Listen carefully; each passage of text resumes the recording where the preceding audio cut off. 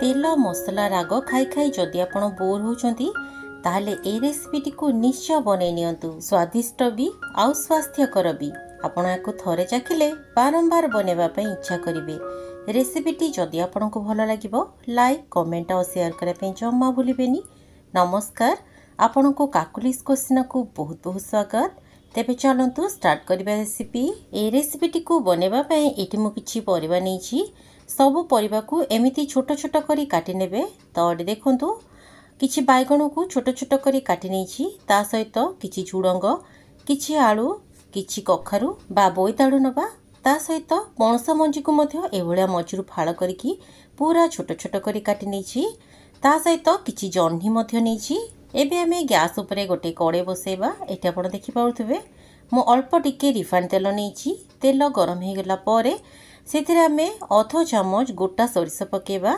सोरिष टिके फुटी गला परे सेथिरे तेजपत्र पके नबा। एबे सेथिरे आमे सबुतक काटिक रखितिबा परिबा पके नबा। एठी मु आपनकु छुई देखेबा भूली जाइतिली। तो एठी देखंतु छुई को मध्य पूरा छोट छोट करी काटि नबा। तेबे दर्शक बंधु आपण माने ए भिडियोटी को केउ जगह देखुचंती कमेंट बॉक्स रे कमेंट करके जणेबे, जा फल रे मु आपनकु धन्यवाद दे परिबी।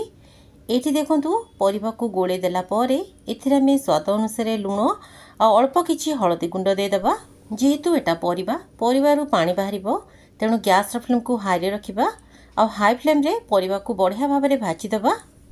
तेबे दर्शक बंधु जदि आपण मो चैनल ले नुआ अछंती आ एपर्यंत चैनल टी को सब्सक्राइब करनाती ताले प्लीज चैनल टी को सब्सक्राइब करदेबे, जा फल रे मु अपलोड करतबा सब वीडियो रो नोटिफिकेशन आपण सर्व प्रथमे पाइबे। परिबा को घोड़े की भाजी होबा पय बसै दबा।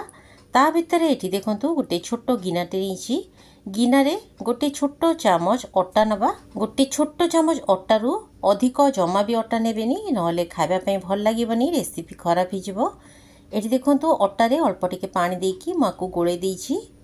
अटार एमितिया पतला स्लरीटे बने नबा। एठी देखंतु याकू मु गोळे देइछि, याकू साइड रे रखि दबा।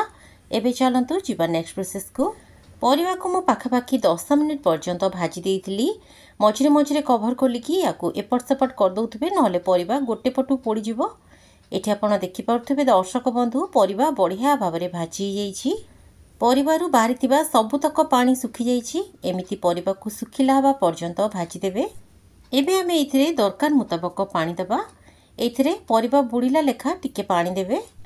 जेहेतु आमे एथिरे पणस मंजी पकेइछु, आलू पकेइछु, तेणु ए सब सिझिबा पई टिके समय लागिबो। तेणु एथिरे देखिकी आपण पानी देबे। एटा आपण देखिकी जानि पाउथबे दर्शक बंधु पानी रो क्वांटिटी। परिबा हल्का बुड़ीकी रहिला लेखा आमे एथिरे पानी देकी याकू कवर करके छाड़ दबा। गैस रो फ्लेम को मीडियम रे रखिबा और मीडियम फ्लेम रे पाखापाखी 10 रु 12 मिनिट पर्यंत याकू सिझिबा पई छाड़ दबा। 10 रु 12 मिनिट भितरे परिबा बढ़िया भाव रे सिझि जिवो। तो एठी आपण देखि पाउथबे पाखापाखी 10-12 मिनिट परे मु कवर खोलिछि। एबे चलंतु परिबा गुडी को चेक कर दबा। विशेष करी पणस मंजी सिझिबा पई टिके समय लागे, तेणु देखंतु पणस मंजी बढ़िया भाव रे 10-12 मिनिट भितरे सिझि जाइछि। सबु परिबा बढ़िया भाव में सिझी गला परे एथिरे आमे गोळेकी रखितिबा अटार स्लरी टी को दे दबा। अटा स्लरी पकेबा द्वारा तरकारी रो कंसिस्टेंसी टा बढ़िया लागिबो और जमा भी पानीचिया लागिबोनी।